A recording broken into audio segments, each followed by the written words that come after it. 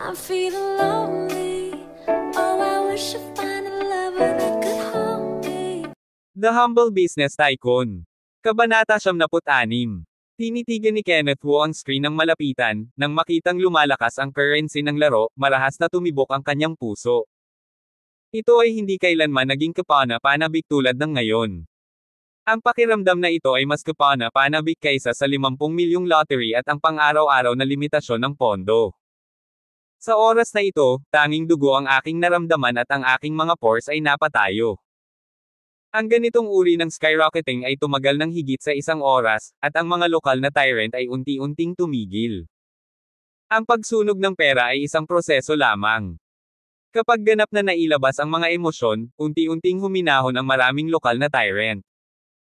Sa huli, umakyat sa trono ang G8 player at naging una sa God of War, at natapos ang kapana-panabik na larong ito. Ang 1 oras at kalahati ng laro ay parang digmaan para sa maraming tao, at maraming mga damit ng mga tao ang pawisan. Nang ipahayag ng host ang pagtatapos ng laro, ang lahat ay nagpahinga. Susunod, inaanunsyo ko na ang G8 player na nanalo sa unang lugar sa God of War ay iniimbitahan na pumunta sa entablado upang tanggapin ang parangal. Malakas na inihayag ng host na si Miss Janice Jo. Sa oras na ito, nanginginig siya ng malamig na pawis sa kanyang mga palad, at ito ang unang pagkakataon na nag-host siya ng ganoong kapana-panabik na kompetisyon sa laro. Sa totoo lang, hindi niya maiwasang makilahok sa kritikal na sandali nang pumasok ang larong peak game. Nang biglang bumagsak ang boses ng host, isang mayamang second generation na binata ang umakyat sa entablado na nakataas ang ulo at nanloloko. Mas ipinagmamalaki niya ang pagkapanalo ng level prize. Ang lahat ng mga mata ay nasa mayamang ikalawang henerasyon, na maaaring maging una sa Diyos ng digmaan, at ang kanyang lakas ay maiisip. Ang may-ari ng club na si Mr. Brandon Lin ay personal na nagbigay ng mga parangal sa mga nanalo, at pagkatapos ay nagpalakpakan at bumati ang lahat. Halika, ito ang iyong Medal of Honor. Si Miss Janice Jo ay naglagay ng gold inlaid jade game medal sa leeg ni Brian Fu. Isa rin itong medalya na espesyal na pinasadya ni Kenneth Wu, na nagkakahalaga ng higit sa 100,000. Hindi lamang mataas ang nilalaman ng ginto, ang pagkakagawa ay napakaganda, maihahambing sa isang Olympic gold medal. Ang gintong medalya na ito ay agad na napabuti ang nakakahimok na posisyon ng God of War. Itinaas ni Janice Jo ang mikropono at tinanong ang mayamang ikalawang henerasyon, ano sa palagay mo ang pagkapanalo sa unang lugar sa kompetisyon ng God of War Peak? Hinahangaan ko ang mga nagdevelop ng larong God of War, na nagpasaya sa akin pagkatapos gumastos ng 10 milyon ng walang kabuluhan. Kinuha ni Brian Fu ang mikropono at malakas na sinabi. Pagkasabi pa lang nito ay nagtawanan na ang lahat sa audience. Okay. Thank God of War for the first place. Please come second. L2 is on stage. Si Miss Janice ay namigay ng higit sa 10 medalya sa isang hininga, at hanggat ang kagamitan ay higit sa 5 milyon, may mga medalya upang bigyang kasiyahan ang kawalang kabuluhan ng mga mayayamang ikalawang henerasyong ito. Matapos mailabas ang mga medalya, inihayag na tapos na ang kompetisyon sa laro. Sa huli, sadyang nag-iwan ng suspense ang host, na inaabangan ang pangalawang God of War Peak contest. Pagkatapos ng event ay umalis na ang lahat. Pagkatapos magpaalam kay Mr. Brandon Lin, nagmamadaling lumabas si Kenneth sa Global Club, handang bumalik sa kumpanya para tingnan ang background data. Napakaraming mga larong barya na masyadong nakakalat para makalkula. Kung gusto mong malaman ang partikular na halaga ng recharge, kailangan mong pumunta sa background para makita ang detalyadong data. Nang lumabas siya ng club, tumakbo si Miss Jenny Leo at humarang sa kanyang daan, "Hoy, hintayin mo ako." Miss Jenny? Anong problema? Kinailangan ni Kenneth Wu na huminto at ngumiti ng magalang. Tawagin mo akong Jenny. Jenny. Medyo blunt ang pangalan mo. Mapait na ngumiti si Jenny, at walang sabi-sabi, labis kang hinahangaan ng aking ama. Ito ba? Ngunit sumasang-ayon ako sa pangitain ni tatay, napakahusay mo talaga. Salamat. Kinakamot ni Kenneth Wu ang kanyang ilong, yan. May iba ka pa ba? Gusto kong sumama ka sa akin sa pamimili. Sabi ni Miss Jenny sa hindi mapaglabanan na tono habang nasa likod niya ang kanyang mga kamay. Sorry, wala akong oras ngayon. Gusto lang ngayon ni Kenneth na bumalik sa kumpanya upang tingnan ang back-end na data at makita ang tagumpay ng kanyang paggawa sa panahong ito. Tungkol naman sa pamimili kay Miss Jenny Liu, wala talaga siyang iniisip ngayon. Ayaw mo ba akong kasama? Hindi. Sinulyapan ni Kenneth ang oras at sinabing may nakakahiyang ngiti, may gagawin talaga ako ngayon, kaya ayos lang kung anyayahan kita sa hapunan at mamili sa ibang araw. Pagkasabi nito ay mabilis siyang naglakad palayo nang hindi lumilingon. Hoy! Nang makitang umalis si Kenneth Wu, mapait na kinagat ni Miss Jenny ang kanyang bibig at tumalikod na medyo nabigo. Nang bumalik si Kenneth sa kumpanya, nalaman niyang magulo ang opisina. Tuwang-tuwa ang mga empleyado, at lahat sila ay masaya na parang nanalo sa loto. Si Murray Lee ang pinaka-nasasabik. Nang makitang bumalik si Kenneth Wu sa kumpanya, nagmamadali siyang lumabas na parang kuneho, niyakap ang braso ni Kenneth, at nanginginig ang mga sulok ng kanyang nasasabik na bibig, masyado. Napakabuti, kumikita kami sa pagkakataong ito. Paano ba yan, magkano ang kinita mo this time? Inaasahan ni Kenneth ang sagot. Natatakot ako na hindi mo ito maiisip, kumita tayo sa pagkakataong ito. Sa kalagitnaan ng pag-uusap, biglang napalunok si Mr. Murray Lee at sadyang ibinente si Guanzi at sinabing, natatakot akong hindi ka naniniwala kapag sinabi ko ito. Tingnan natin ang background data. Pagkatapos ay mabilis niyang inutusan si Mr. Charles Yuan na buksan ang backstage. Hindi na makapaghintay si Kenneth na magmadali sa computer. Nang makita niya ang dami ng recharge sa background, talagang hindi siya makapaniwala. Akala ko ako ay nasilaw, at pagkatapos kong panoorin ito ng ilang beses, ako ay labis na nasasabik at bangulong, fuck, higit sa 5 bilyon, higit sa 5 bilyon. Sa arena ng club, nang makita ang napakalaking pagtaas ng pera ng laro, nakaramdam ako ng labis na pananibik sa oras na iyon. Akala ko magiging 200 milyon pagkatapos ng conversion. Sa katunayan, ito ay mas mataas kaysa sa kanyang tinansya, na umaabot sa 500 milyon. Sa wala pang 2 oras, ang halaga ng recharge ay lumampas sa 500 milyon, na isang himala lamang. Nang makita ang astronomical figure na ito, hindi maitago ni Kenneth Wu ang kanyang pananibik, at ang mga luha sa tuwa ay lumabas. 500 milyon, hindi lang ito malaking kita, kundi pagkilala rin sa kanyang kakayahan at lakas. Sa wakas, umasa siya sa kanyang sariling mga kamay upang lumikha ng mga himala at pinangunahan ang koponan na gumawa ng daan-daang milyong dolyar sa isang laro. Sa sandaling ito, naramdaman niyang uminit ang kanyang dugo, at kumukulo ang kanyang buong katawan. Hindi pa siya naging ganoon ka-excited. Tawag. Pagkaraan ng mahabang panahon ay nasasabik, pinigilan niya ang sigla sa kanyang puso, itinaas ang kanyang ulo at bumantong hininga, 500 milyon, lahat ng aming pagsisikap ay hindi nasayang.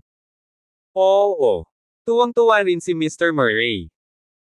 Tumulo ang luha sa kanyang mga mata, at bumantong hininga siya mula sa kaibuturan ng kanyang puso, hindi ko kailanman nadama na kasing kumpleto ako ngayon pagkatapos magsimula ng negosyo sa loob ng maraming taon. Boss Wu, salamat. Kinuha mo ako upang lumikha ng mga himala at makilala ikaw ang pinakamasayang swerte sa buhay ko.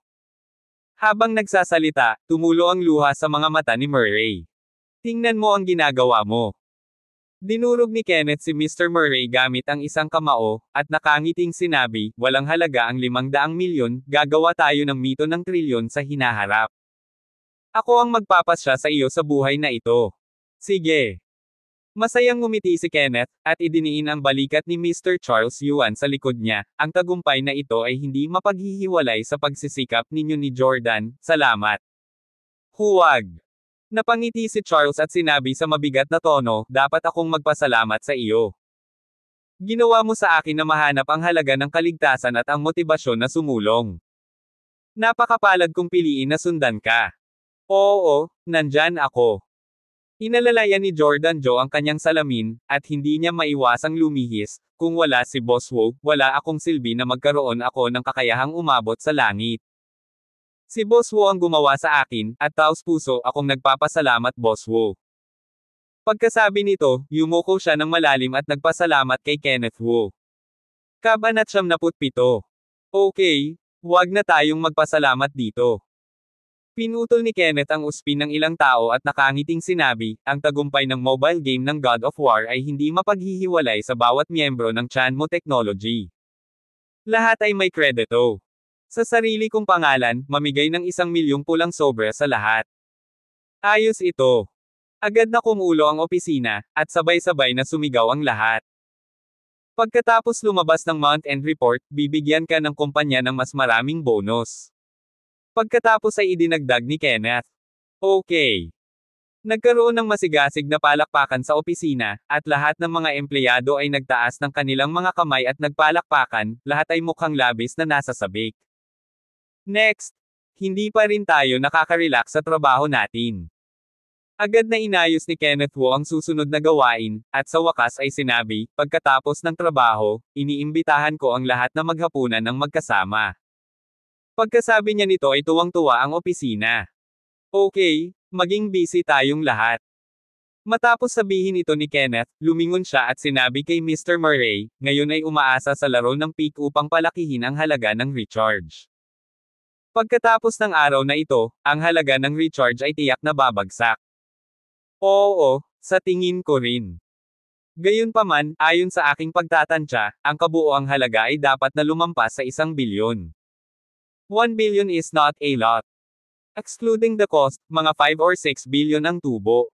Halatang medyo nasasabik ang tono ni Murray Lee. Kung wala ang larong ito, hindi makakamit ng kumpanya ang ganoong kataas na kita sa loob ng 10 taon. Pagkatapos ng pagbubukod ng mga gastos, ang bahagi ng mga kita na ito ay bibigyan ng mga bonus, ang bahagi ay gagamitin upang bumuo at magpatakbo ng mga laro, at ang iba pang mga pondo ay gagamitin upang bumuo ng pangunahing puwersa ng kumpanya, sa paggawa ng software at mga sistema ng mobile phone. Salamat, Boss Wu. Yumuko ng malalim si Mr. Murray upang ipahayag ang kanyang pasasalamat, na isang uri ng paggalang. Naisip ko na kung kikita siya mula sa mga laro, si Boss Wu ay masiglang bubuo ng laro at gagawing pangunahing puwersa ng kumpanya ang laro.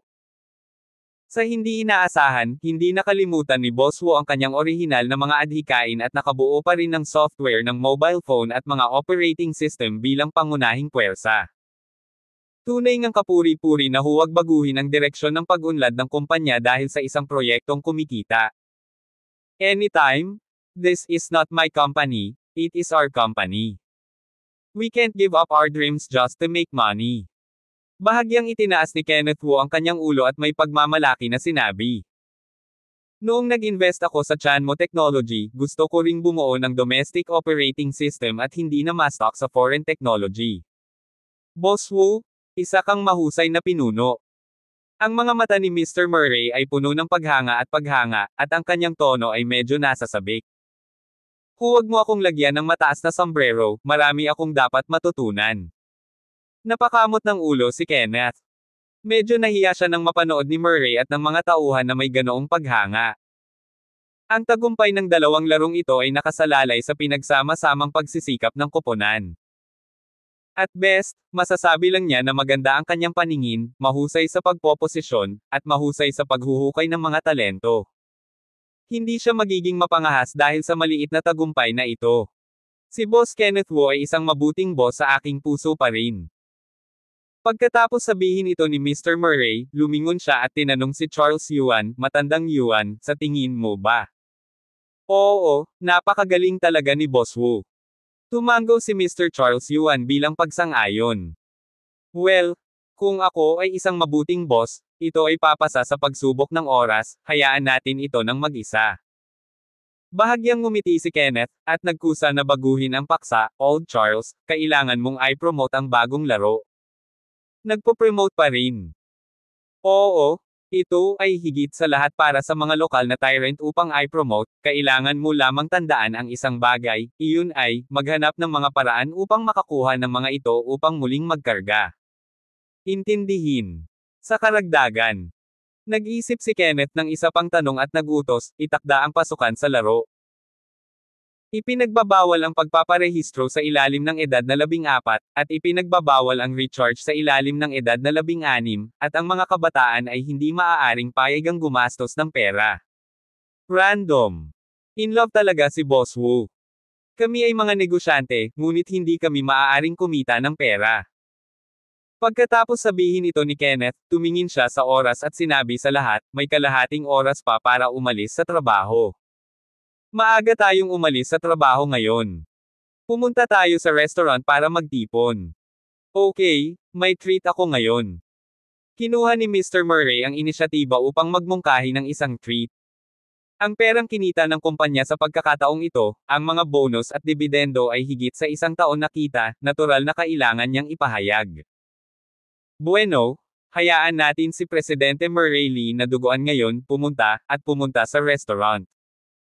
Hinawakan ni Kenneth ang mga balikat ni Mr. Lee at naunang lumabas ng opisina. Pinangunahan ni Old Yuan ang iba pang mga empleyado, at ang grupo ng mga tao ay naglakad patungo sa tapat na restaurant. Ito na ang pangalawang beses na nagkaroon ng malaking hapunan ang mga empleyado. Ang unang pagkakataon ay ang tagumpay ng JoJo mobile game.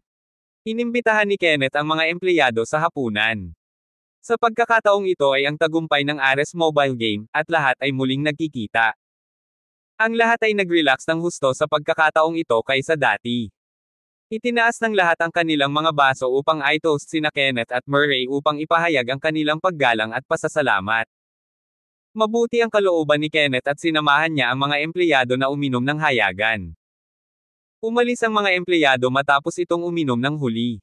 Sumakay si Kenneth Wu ng taxi at huminto sa tinutuluyan niya. Sa sobrang pag-inom ng alak, nakaramdam siya ng pagkahilo at pag-indayog kahit sa paglalakad. Pagdating niya sa bahay, pumasok siya sa pag-aaral, sanay na siyang magbasa araw-araw.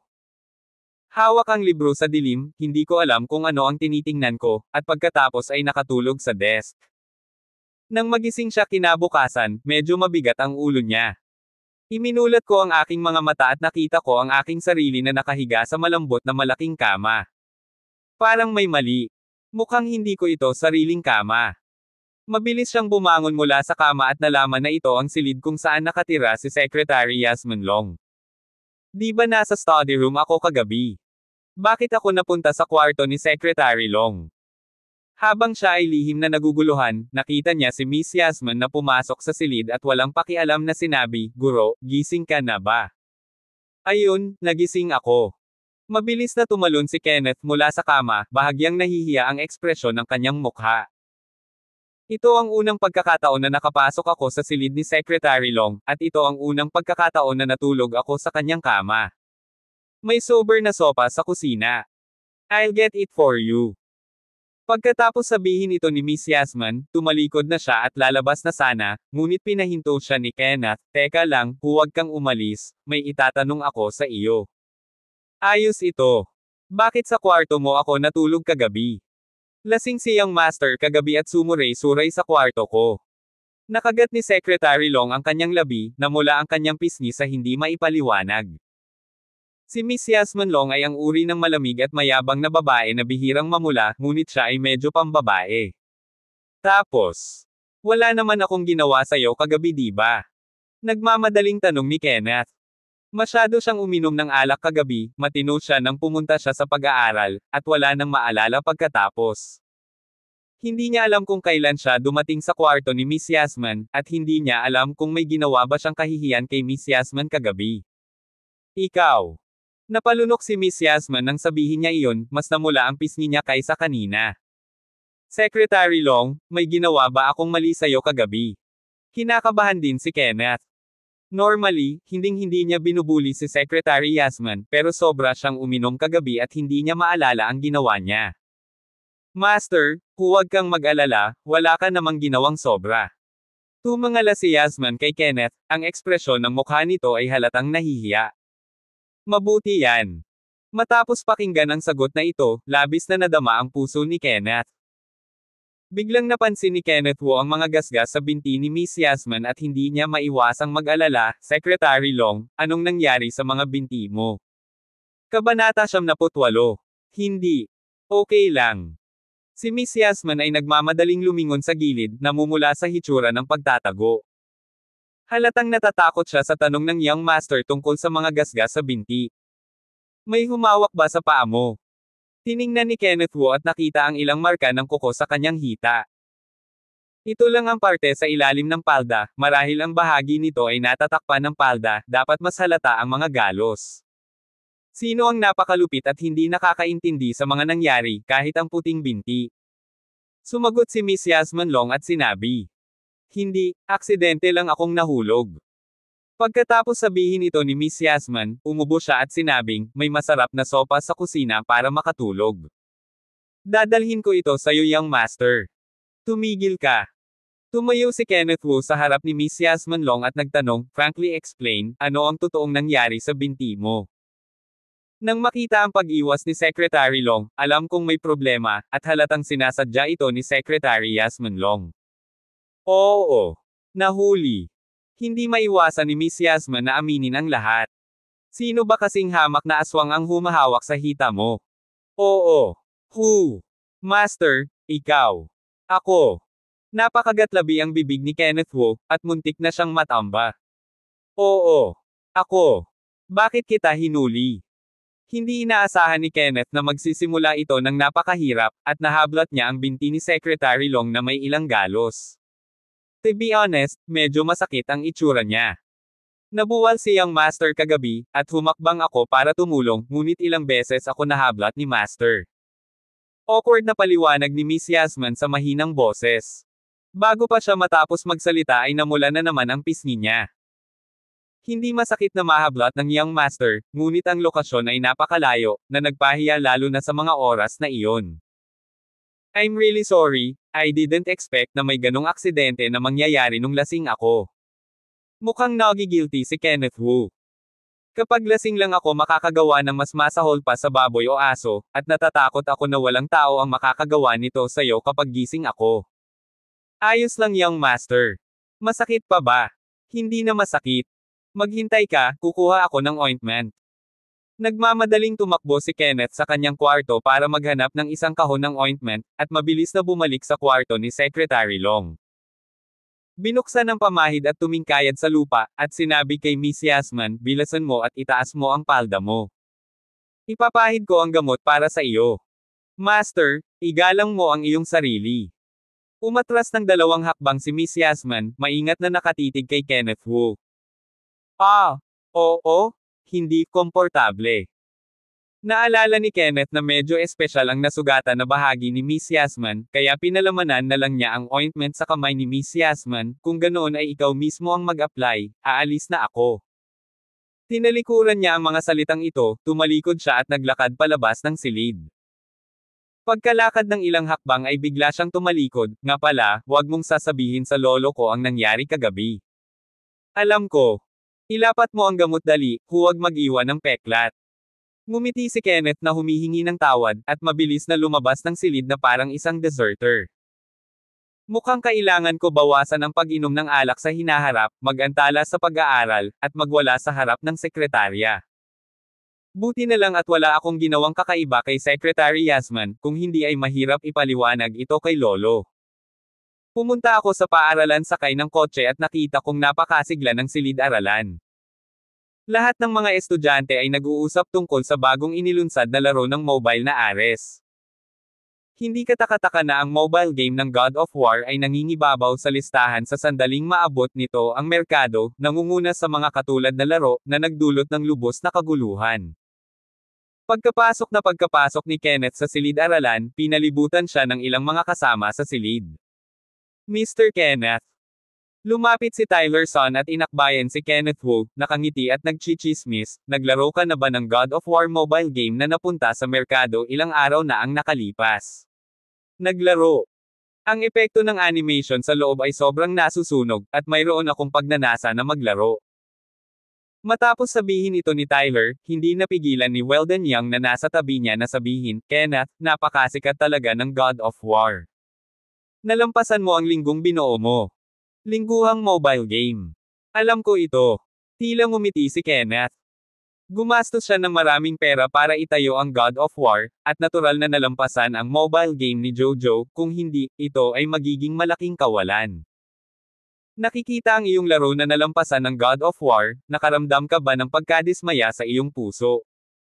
Hindi nawala. Inabot ni Kenneth ang kanyang braso sa balikat ng dalawa, at bumulong dahil binuo ko ang Diyos ng digmaan. Paano ito posible? Iyan ang katotohanan. Kenneth, napakahusay mo. Nang makitang seryoso ang tono ni Kenneth, sigurado sina Weldon at Tyler na totoo ito. Pareho silang nagulat, at hindi nila inaasahan na ang dalawang kamakailang mobile na laro na sumabog sa merkado ay gawa ni Kenneth Wu. Pagkatapos ng maikling pagkabigla, hindi maitago ni Tyler Son ang kanyang pananabik at pananabik. Kenneth, napakahusay mong anak.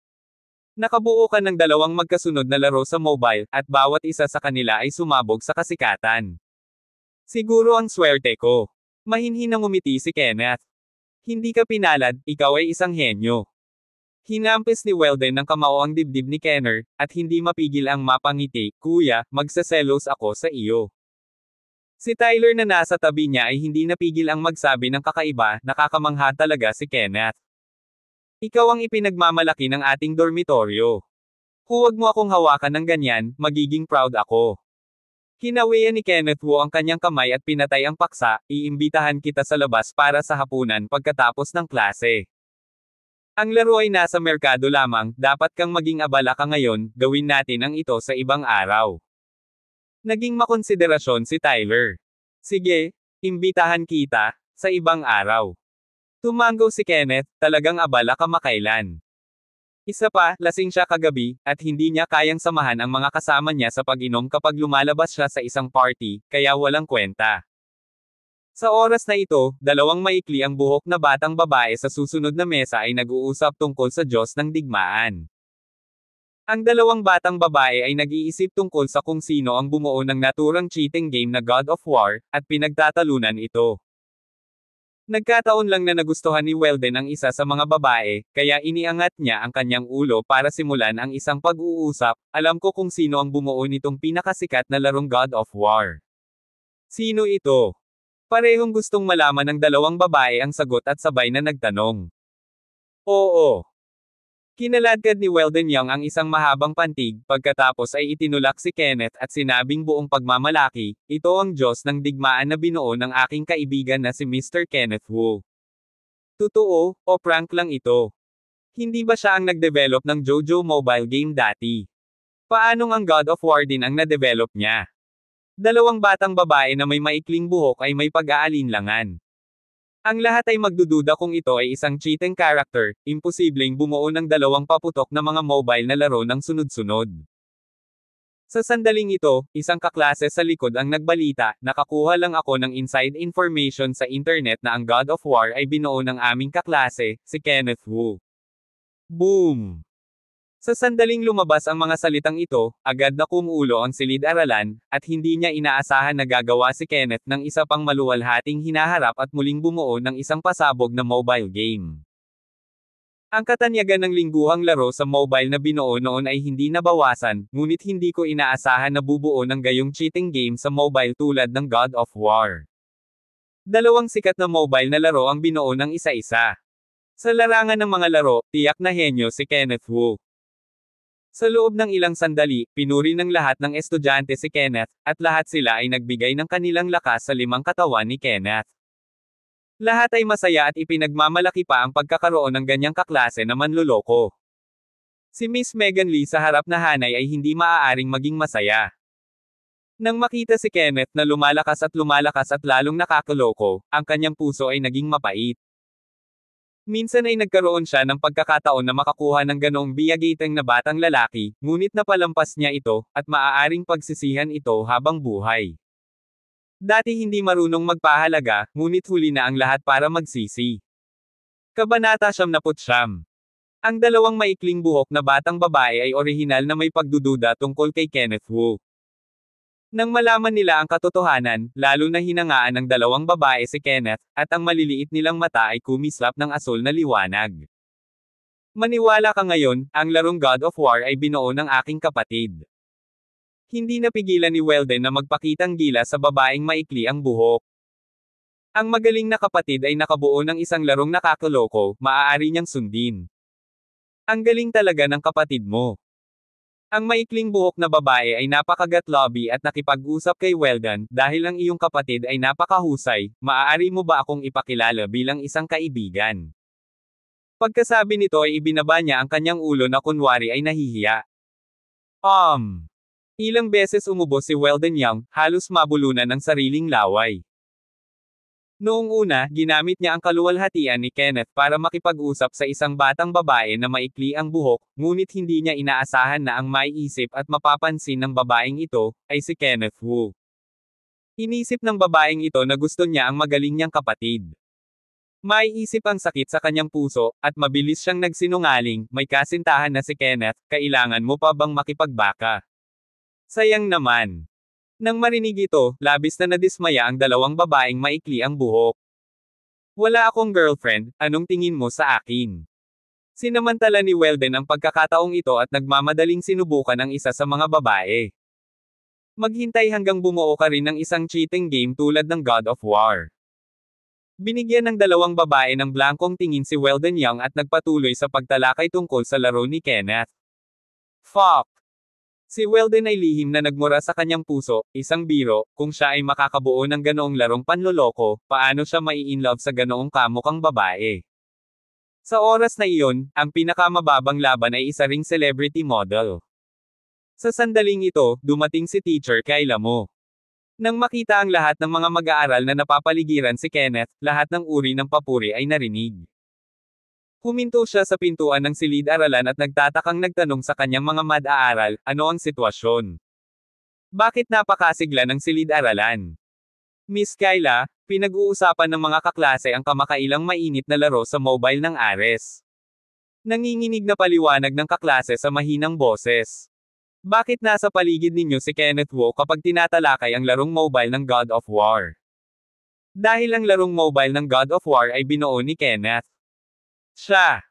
Ang mga mag-aaral ni Miss Kyla Mo ay biglang lumiit, at ang tingin sa mga mata ni Kenneth ay naging malalim. Ang mabahong batang ito, na nakabuo ng isang sikat na lingguhang mobile na laro noon, ay hindi nagtagal, at ngayon ay nakagawa na naman siya ng isang mapanlinlang na larong mobile na God of War. Hindi ba genius ang batang ito? Lihim niyang tiningnan si Kenneth, at nalaman niyang kakaiba talaga si Student Wu, at tiyak na isa siyang magandang bagay sa hinaharap. Ahem. Pumasok si Miss Kyla sa silid-aralan at umubo ng 2 beses. Agad na tumahimik ang silid-aralan, at ang mga estudyante ay nagmamadaling bumalik sa kanilang mga upuan sa takot, na walang lakas ng loob na magsalita. Estudyante Wu. Si Teacher Kyla ay diretsyong tumingin kay Kenneth Wu na may maningning na mga mata, at sinabing, narinig ko na ang God of War mobile game ay ikaw din ang gumawa. Oo. Tumayo si Kenneth mula sa upuan. Very good. Napangiti si Teacher Kyla Mo ng may kasiyahan, hawak ang isang stand at sinabing, kung gayon, maaari mong ipaliwanag sa lahat, ang iyong ideya ng pagbuo ng larong Ares na ito sa mobile, hayaan ang lahat na matuto. Ayos ito. Pagkatapos ay sumagot si Kenneth, malaya siyang nakipag-usap, ang God of War ay iba sa mobile game ni Jojo. Ito ay isang high-end na upgrade na laro para sa mga partikular na grupo ng mga tao, pangunahin upang masiyahan ang vanity ng mayayaman at akitin silang mag-recharge at mag-upgrade. Oo, napaka-precise nga ng positioning nito. Pagkatapos sabihin ito ni Miss Kyla, itinaas niya ang kanyang mga kamay at pumalakpak. Nagpalakpakan ang mga kaklase, at nagkaroon ng mainit na palakpakan sa silid-aralan. Pagkatapos ng palakpakan, muling nagsalita si Miss Kyla, Estudyante Wu, lumabas kasama ang guro, may sasabihin ako sa iyo. Oo. Si Kenneth Wu ay masunaring sumunod kay teacher mo palabas ng silid-aralan. Estudyante Wu. Pagkatapos ay napaatras ng kaunti si Miss Kyla, na nananatiling malayo, at sinabing, masayang masaya at nasisiyahan ang guro na makakabuo ka ng 2 ganoong perpektong laro sa mobile. Salamat Teacher Kyla sa pagpapatibay sa akin. Ang iyong kakayahan ay hindi mapag-aalinlanganan, ngunit.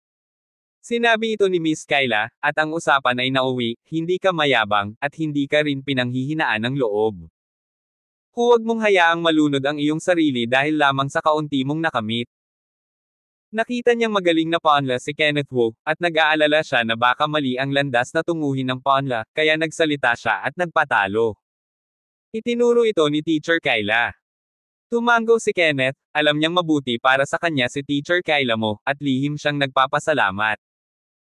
Matapos magtaas ng punto si Teacher Kyla, siya ay puyat ng husto, at ang kanyang mga nagawa sa panahong ito ay talagang naging dahilan ng kanyang pagkabalisa. Mukhang kailangan kong maging mas kalmado at mapagkumbaba sa hinaharap. Tinuruan din siya noon ni lolo niya na siya ay dapat na isang mababang loob na tao at gumagawa ng mga bagay. Masyadong exaggerated, magdudulot lang ng gulo sa sarili ko.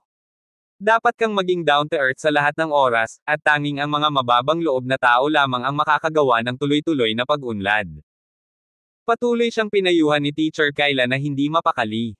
Salamat guro sa pagtuturo sa akin. Yun lang ang gusto kong sabihin, pwede ka nang pumasok. Sige po. Ngumiti si Kenneth nang masunurin at tumalikod at pumasok sa silid-aralan. Ang mga sumunod na klase ay napakaseryoso, at si Kenneth ay pumunta sa martial arts club pagkatapos ng klase.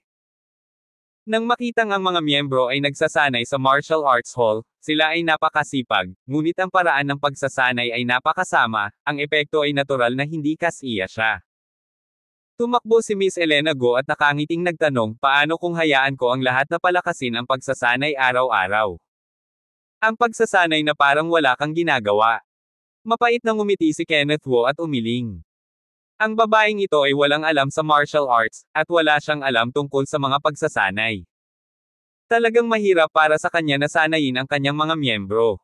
Ngunit ito lang ang alam ko, o kumuha ng profesional na coach. Natatakot ako na hindi tayo makakahanap ng angkop na coach para sa isang sandali. Anong gagawin ko? O dadalhin mo lahat para mag-training? Wala akong oras. Mabilis na ikinaway ni Kenneth ang kanyang kamay. Siya ngayon ay naglalaan ng oras upang tingnan. Wala na rin akong oras para pumasok sa klase, kaya walang oras para magsanay ang lahat. Tulad ng pagkabalisa ng dalawa tungkol sa bagay na ito, nakita nila si Mao Wang na naglalakad patungo sa bulwagan na may kasuklam-suklam na mukha. Si Vizier Mao ay dating vice-presidente ng Wushu Club. Dati niyang sinasanay ang mga miyembro at tumakbo kasama si Michael Zing kanina. Victor Mao, anong ginagawa mo dito? Hindi ka namin tinatanggap dito. Nang makita si Victor, agad na naglabas si Miss Elena Go ng utos ng pagpapaalis. Pupunta ako para kunin ang mga gamit ko. May nakita si Victor sa martial arts hall, nag-aatubili na tumingin sa martial arts hall, at tumalikod para umalis. Paalang ang katawan ni Kenneth at tumayo siya sa harap ni Victor Mao, huwag kang umalis ngayon. Ano ang gusto mong gawin? Gusto kong bumalik ka at magpatuloy sa pagiging vice-presidente. Ha? Natigilan si Victor at hindi makapaniwalang sinabi, handa ka ba talagang payagan akong bumalik? Nagsisi si Victor na umalis sa martial arts hall. Pagkatapos ng lahat, sa paglipas ng mahabang panahon, siya ay nagkaroon ng malalim na damdamin para dito. Noong panahong iyon, siya ay kinulam ni Mr. Michael Zing at umalis sa martial arts club na may lagnat. Ngayong itinapon na si Michael Zing na parang basura, wala na siyang mapupuntahan, at lalo pa niyang pinagsisihan ito sa kanyang puso. Ngunit hindi ko inaasahan na si Kenneth Wu, anuman ang mga naunang reklamo, ay hahayaan pa rin siyang bumalik sa martial arts club at magpatuloy sa pagiging vice-presidente. Yes, you can stay today and continue to be the vice president. I believe everyone wants you to stay. Pagkatapos sabihin ito ni Kenneth Wu, kinindatan niya si Miss Elena. Naunawaan ni Elena Go, lumingon siya at tinanong ang mga miyembro, gusto niyo pa bang bumalik si Pangulong Mao? Kabanata 100. Miss na kita. Sabay-sabay na sigaw ng mga miyembro, lahat ay may nararamdaman para kay Pangulong Mao at ayaw umalis ng vice-presidente. Ayos ito. Si Victor Mao ay sumabog sa sigasig, at agad na gumawa ng desisyon, babalik ako ngayon, at hindi na ako aalis pa. Welcome President Mao home. Sabay-sabay na sumigaw ang mga miyembro, lahat ay nagpapakita ng matinding sigasig. Salamat sa iyong suporta. Matapos siyang pasalamatan ni Victor Mao, itinoon niya ang kanyang paningin kay Kenneth Wu, President Wu, mayroon akong maliit na kahilingan. Kung may requirements ka, magtanong ka lang. Umaasa akong makipag-usap muli kay Pangulong Wu. Ginawa ni Victor ang matapang na kahilingang ito. Ang naunang pagkatalo kay Kenneth ay nabigo dahil ito ay masyadong pabaya at minamaliit ang lakas ni Kenneth. Ngayong araw ay gusto niyang labanang muli si Kenneth Wu. Okay, promise ko sa'yo. Walang dahilan si Kenneth Wu para tumanggi. Ang huling beses na nakipalaban siya laban kay Victor Mao ay isang makitid na tagumpay. Gayunpaman, kamakailan lamang ay natutunan niya ang isang bagong kaalaman at may sapat na kumpiyansa na manalo laban kay Victor Mao at magagawang manalo ng mas disente kaysa sa huling pagkakataon. President Wu, pakiusap. Gumawa ng pakiusap si Victor at naunang naglakad patungo sa ring. Bahagyang ngumiti si Kenneth at sumunod. Natahimik ang mga manunood, at ang lahat ay naghihintay sa paglalaro ni Pangulong Mao laban kay Pangulong Wu. Kahit minsan nang naglaban ang dalawa, inaabangan pa rin nila. Sa ilalim ng tingin ng lahat, maagap na inatake ni Victor si Kenneth gamit ang matitinding kamao. Si Kenneth Wu ay hindi nang ahas na maging pabaya, at nagpatuloy sa pagsuntok kay Victor. Ang kanyang mga galaw ay mas matalas kaysa dati, at ang bilis ay mas mabilis. Matapos ang isang paghaharap, sa wakas ay nanalo si Kenneth Wu na may ganap na kalamangan at tinalo si Victor Mao sa labas ng ring. Ayos ito. Nang makita ang pagtatapos na ito, sabay-sabay na sumigaw ang lahat, muli na namang nabigla sa kamangha-manghang lakas ni Pangulong Kenneth Wu. Lumapit si Kenneth at iniunat ang kanang kamay kay Victor, at nakangiting sinabi, "Bumangon ka, ipagpatuloy natin ang laban. Huwag ka nang lumaban pa." Hinawakan ni Victor ang kamay ni Kenneth at tumayo at sinabing hindi makapaniwala, mabilis ang pag-unlad ni Pangulong Wu at mas malakas kaysa dati. "Kahit na lumaban ako muli, natatalo pa rin ako. Hindi ka rin masama. Kung ikukumpara kay President Wu, may gap pa rin ako." Pinagpag ni Victor ang kanyang uniforme sa martial arts, at sinabing, mula ngayon, ang lahat ay nasa kamay ni Pangulong Wu. Tila siya ay ganap na pinaamo ni Kenneth Wu, at nagpakita siya ng tapat na kabayanihan sa kanyang mga salita. Seryoso naman.